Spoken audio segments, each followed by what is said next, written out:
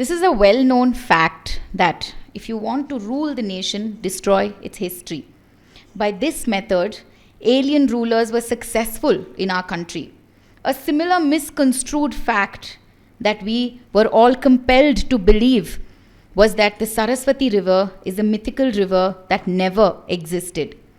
This statement brings me to our next speaker, Mr. Krishna Murthy, who is an engineer hailing from Bangalore.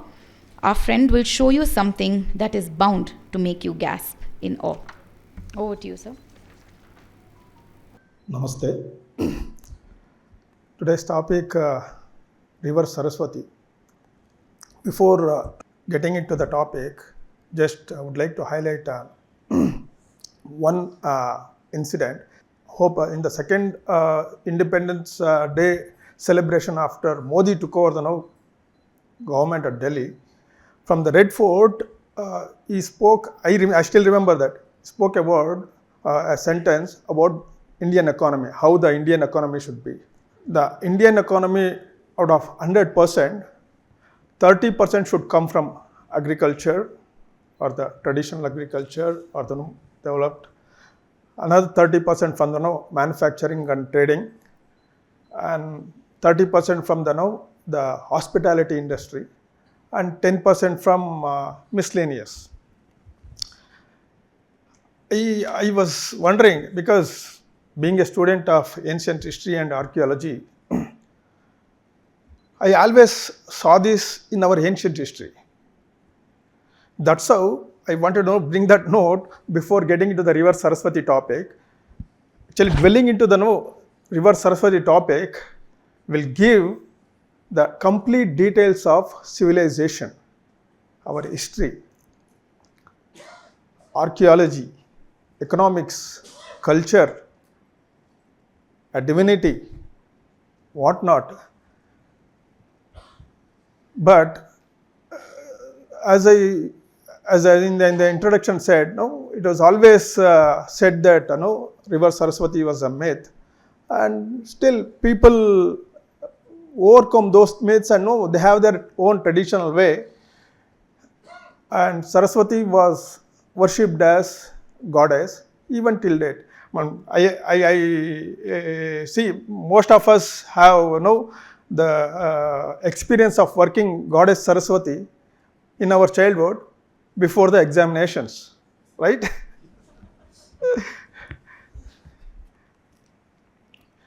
So before getting it's my duty to remember two stalwarts who actually started building an organization which can construct or edit the true history of Bharat. Sri Umakant Keshav Apte, and on the right side, Sri Moropant Pingle. So I represent Bharatiya Itihasa Sankalana Samiti, that is the Karnataka State Samiti, and Kendra Samiti is Akhil Bharatiya Itihasa Sankalana Yojana, which was started way back in 1984. Okay, why River Saraswati is relevant? See, if anything which we talk, it should be very relevant to us in the present context. How that helps us to improve our life, our lifestyle, various aspects of the life. Otherwise, there is no meaning in talking about things which is not in the real context. This is what the common picture we see about River Saraswati, like Saraswati sitting on a lotus with white sari, holding a Veda on the one hand and Veena on the other hand, accompanied by peacock and also the swan, the aquatic animals around. So all these are symbolic. As we go along, we will understand this. So first let's see how the mythical Saraswati became reality. So many people talk about like Indians are not good at recording the history. I don't agree that point. because if we had not recorded our history, we wouldn't have discovered river Saraswati today. Though the actual literature started from maybe 2500 years back, but before that we had a very good tradition of Muti and Smriti, like listening and talking and listening. That's one way of documenting the history from one generation to other generation.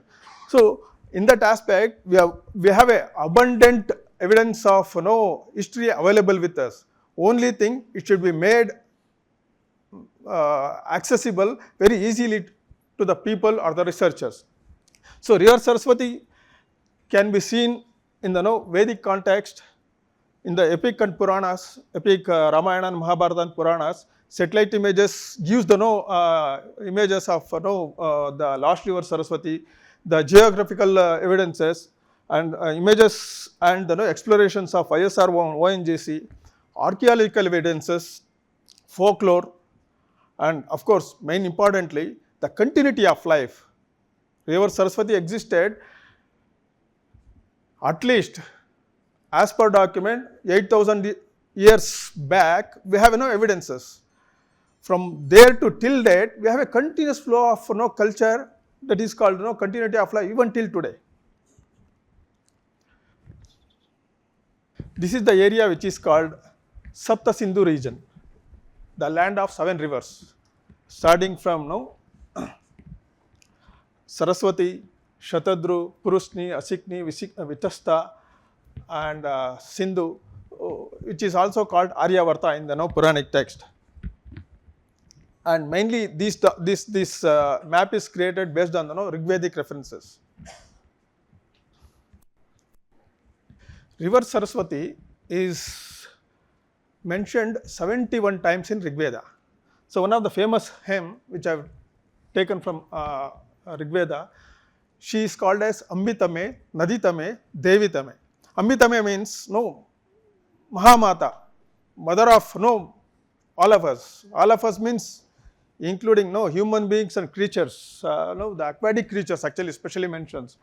Naditame, she is the Mahanadi, the greatest of all rivers.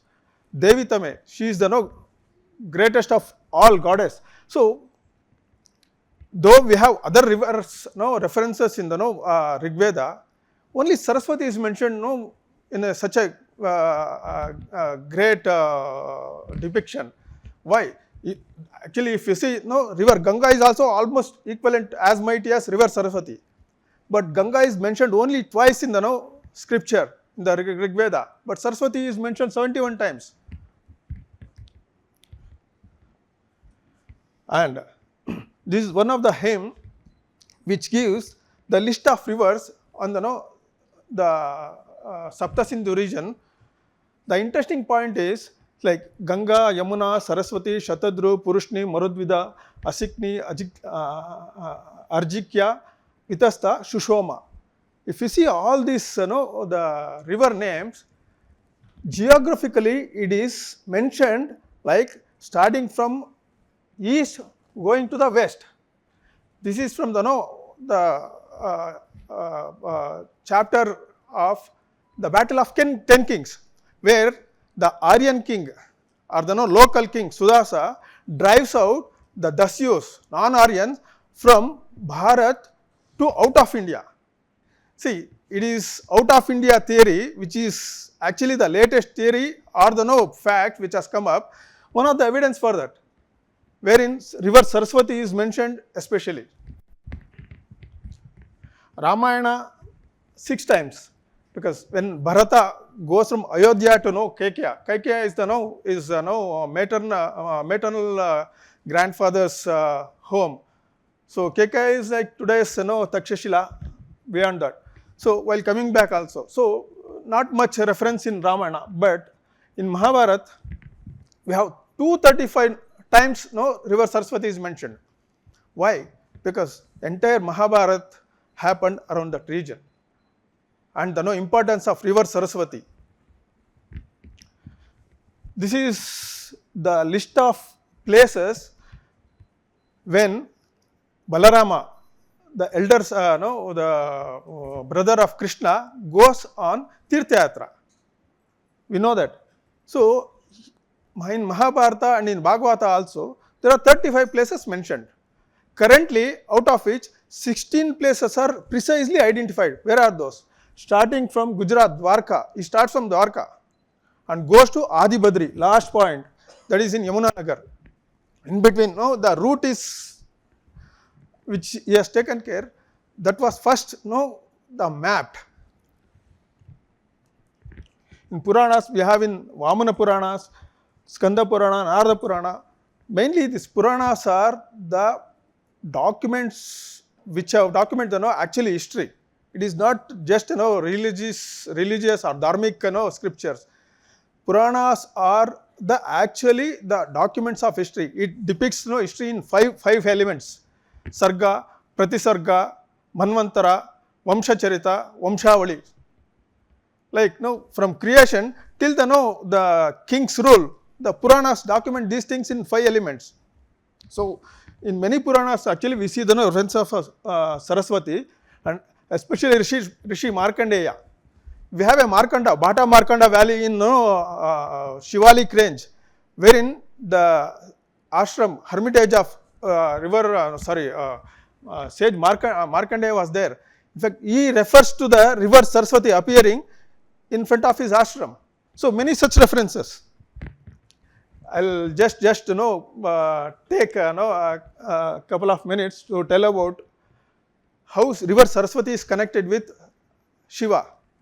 We know Ganga is connected with Shiva. How river Saraswati is connected with Shiva? Actually, this normally we see the Shiva is represented like this. In fact, earlier worship of Shiva is in the form of linga. Later, maybe from last say about 2500 years, it has changed. But the tuft of the Shiva, where Ganga is there, it is tied. Ganga is in a river, but tying is in a symbolic meaning of curtailing the water in the form of maybe a glacier or many another method. So, Shiva represents whole Bharat, and his head represent Himalaya, and the tuft represent glaciers of Himalaya. Mount Kailash. Mount Kailash is the abode of Lord Shiva. A few kilometers from Mount Kailash, we have Manas Sarovar. The nectar comes out from there. In fact, Mount Kailash is also the Nirvana place of, it is also called Ashtapad, where the Jain first Tirthankar got the Nirvana.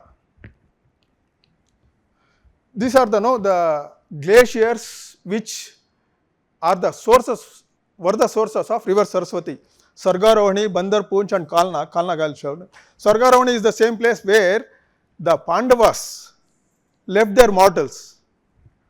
Bandar Poonch, it looks like the tail of monkey. Kalna. So these are the peaks from where the Saraswati used to get her water source. And Saraswati was a perennial river. 365 days during monsoon, the rainwater used to flow. During summer, the glacier used to melt and used to feed the entire land. So it's a perennial river, and entire 365 days water used to be there. So melting snow river and becoming a stream and then forming a river. So coming to the discovery of river Saraswati, Dr. Vishnu Vakankar is one of the actually stalwart who headed the team of discovering river Saraswati way back in 1984. It took almost 35 years for the team to complete the task.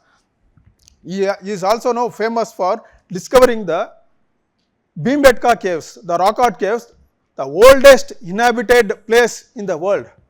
Rock art caves, which date back to 70,000 years, when the famous Worli painting is originated from Bhimbetka caves. So he is of that fame. He took the team first getting the references of Balram Tirtha Yatra and identifying the places. He travelled with the team for 4,000 kilometers by walk, various modes, 4,000 kilometers for identifying complete. That is the starting point actually. And Morapan Pingle actually after him he drove, and Sri Hariba Ose, he concluded the project.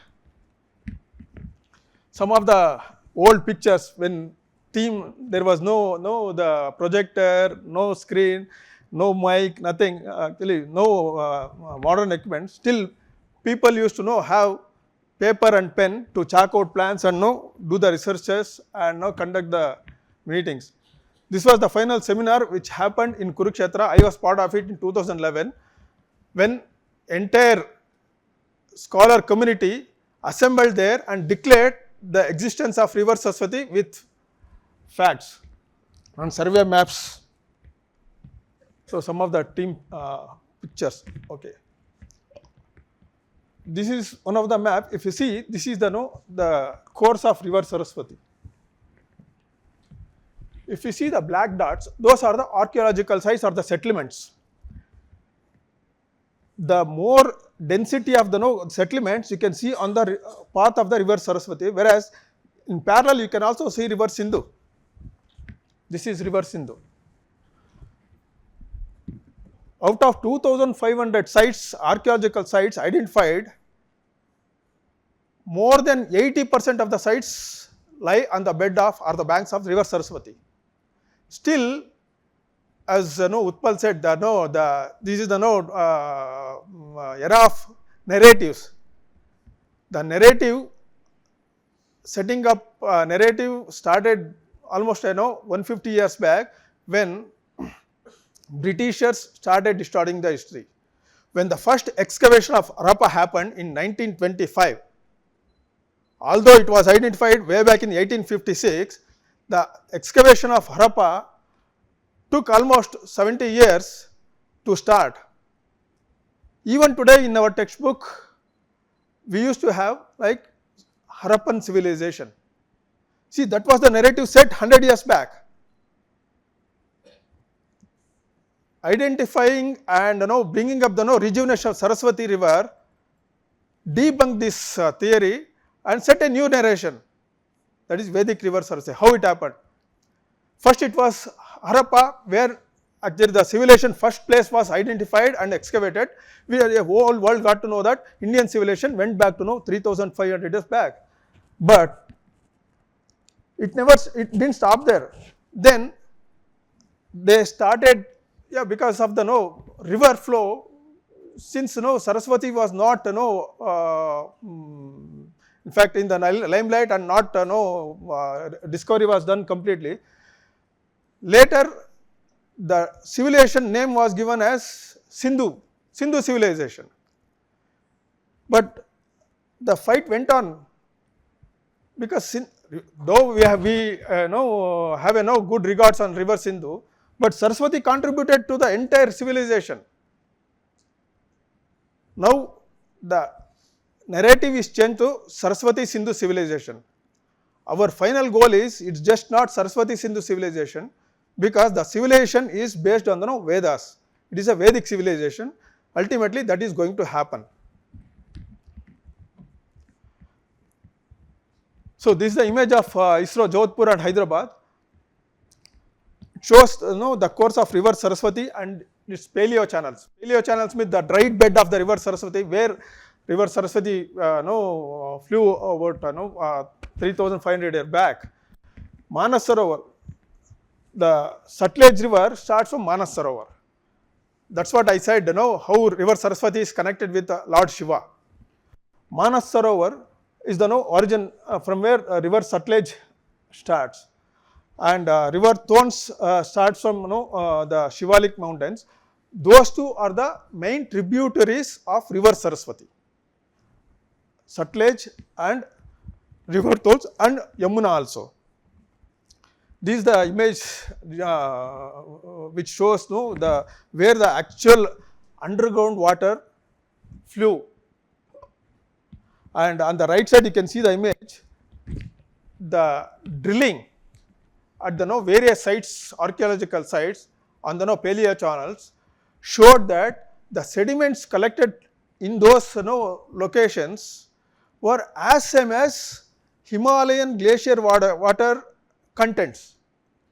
So, people were actually coming to conclusion slowly that the glacier water coming to the Ran of Kutch or the Hanumangadi or the Sirsa, how it could be possible? That too underground, there is no river surface water there. All that started, and people actually the team started mapping the various data, like starting from Balram Tirtha Yatra to the paleo channels and if you see entire path of river Saraswati, starting from Manas Sarovar till the Prabhas, you will see big lakes, big lakes, water bodies. Those are the water bodies which were the sources of river Saraswati. Even though exist, the water table in that bed, it's not more than, even in Ran of Kutch, in Rajasthan, the desert, the water bed is not very deep as 10-15 feet. You will get good glacious water there. This is the paleo channels of river Saraswati. Ganga, actually river Ganga is talked as mighty river, and about 1.5 lakh kilometers of channels has been constructed to distribute the waters of Ganga. But whereas river Saraswati is almost double as river Ganga in terms of distribution of water. These are the main courses actually. Still, if you fill with the branches, you can't even see the land. Such a wide distribution of water network.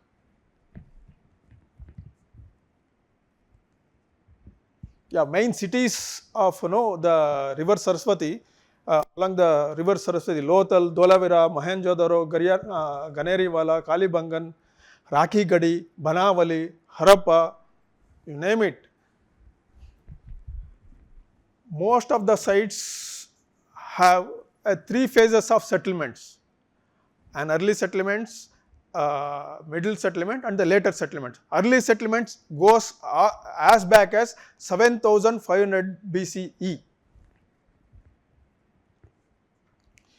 This is the textiles of settlements and the sediments which Geographical Society of India did.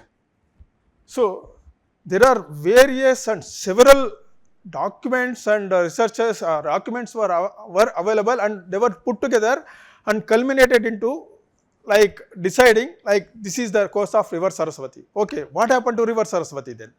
See, actually the entire Himalayan region starting from Iran, the Persia till the Myanmar, that is the edge of Indian subcontinent, which actually was the part of Gonda land, part of Antarctica, then moved northwest, northeast, and collided with the Eurasian plateau.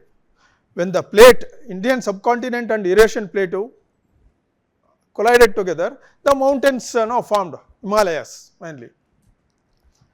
Even today, every day you will have, on an average, 365 days, you will have 500 earthquakes in that region, and an average 1.5, maybe minor tremors to the maximum, but still even today that is a natural phenomenon. So, because of those kind of natural phenomenon, you will see the earthquake earthquake prone areas more in river beds Saraswati and surrounding the Saptasindhu region. About 5000 years back, so when Balarama goes for pilgrimage and comes back to know Krishna at the final day of Mahabharata war, he tells Krishna that I see almost Saraswati River drying. Where? At Vinashina. Vinashina means that is the place where we have the Sirsa. Great Ram Rahim's ashram. Sirsa means that is the place. Vinashina. There Saraswati River she is getting disappeared. That means about 4,000 years back itself, Saraswati River started drying. The main reason being because of the collision, the tectonic plate movements, the Saraswati River, which had two tributaries, one is Sutlej and other one is Yamuna. Yamuna earlier used to go towards west. Today we have Yamuna flowing east.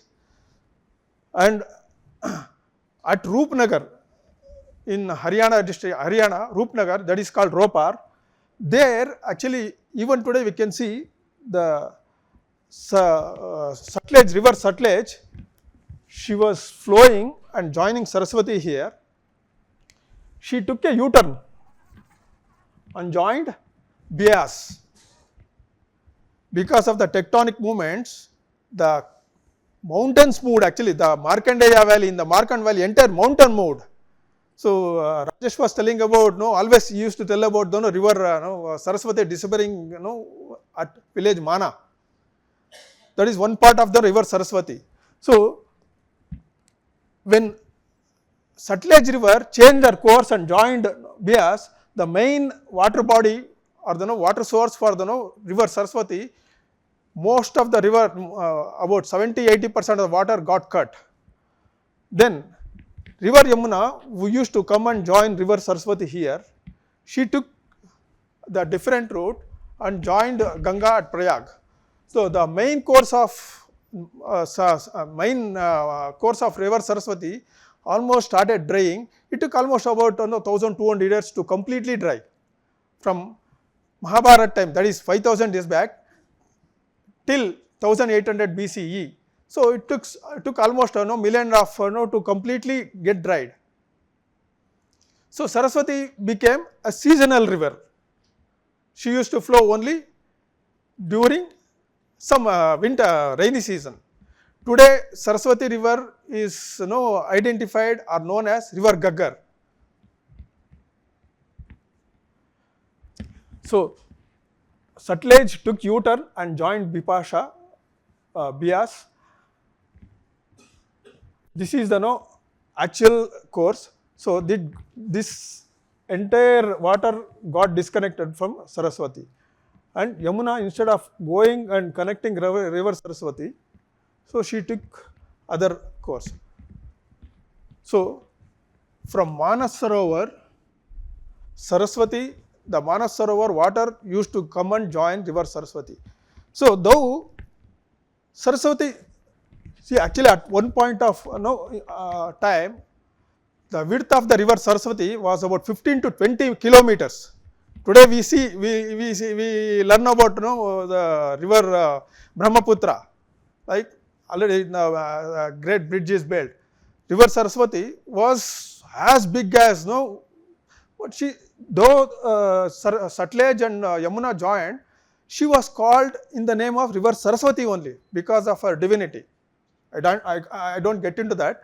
Similarly, river Ganga as mighty as, not as mighty as Bhagirathi, but still after confluence of river Ganga and Bhagirathi, it is called as river Ganga only because of her divinity and purity of water. This is one of the British map. See the misconception started by British actually. More than 70 maps, British maps, shows the existence of river Saraswati. Just I have put one for the example. More than 70 maps. Still they denied the existence of river Saraswati, though they wrote or developed the maps.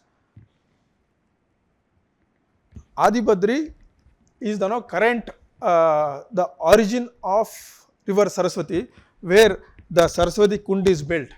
After identifying, actually you can see if anyone goes to Adibadri, you can see the water dripping and started becoming small stream and getting into the pond and then river. It's like rejuvenation of river. Because of this, the all paleo channels, in fact the Rajasthan government, Punjab, Haryana and Gujarat government contributed lot from last 30-35 years to make other rivers water getting connected to the paleo channels and making a natural course so that agriculture get develops. beam pool is the where the Saraswati gets disappeared. So Ravi sir was telling about the story about how the curse was given to Saraswati to get disappeared.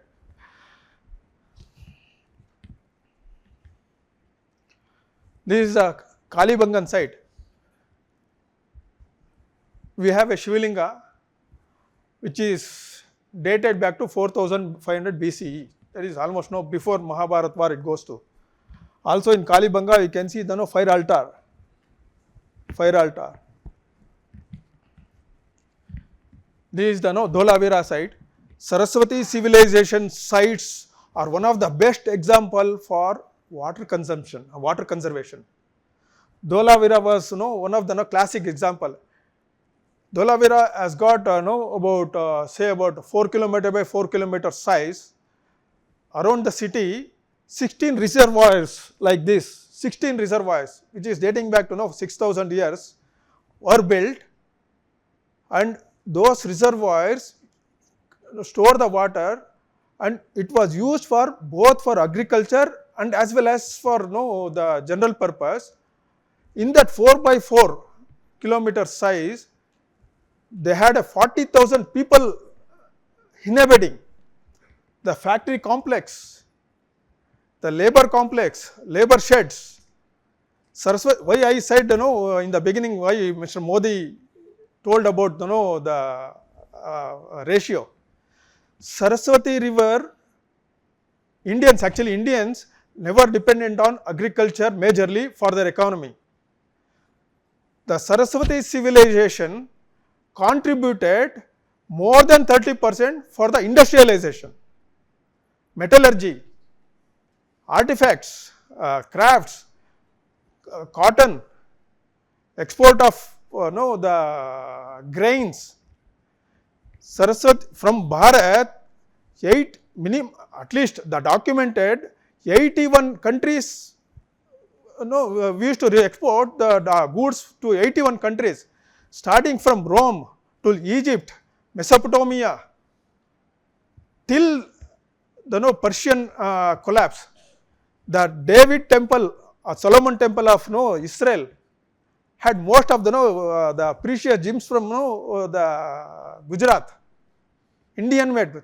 See, that's why actually the Gujarat, even today Gujarat is not prosperous in terms of natural resources. It was the same case even 5000 years back. The people used their minds. They used to get from the raw materials from various places, make a finished product and export. The copper was taken from K3 mines of Rajasthan. Gold was going from Hatti mines of Karnataka. Iron was going from Jharkhand. Tin was coming from the Myanmar. Every site of Saraswati River or Saraswati civilization had a factory complex. One of the beauty of the Saraswati civilization is the transportation. Inland water transportation, such a beautiful inland transportation, and also the seafarers used their seafaring techniques to travel up to the Rome.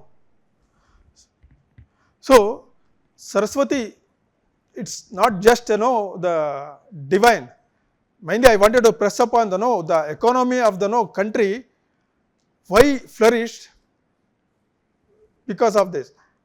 Though the resources were abundant, population was less, about 5000, 6000 years back. Our sutras never said about completely depending on agriculture, because it's a single point of failure. It can happen, the failure can happen because of famine, because of flood, because of other reasons. So various other sources of economy was adopted. Lothal, this is one of the famous dockyard where it was used for inland waterways.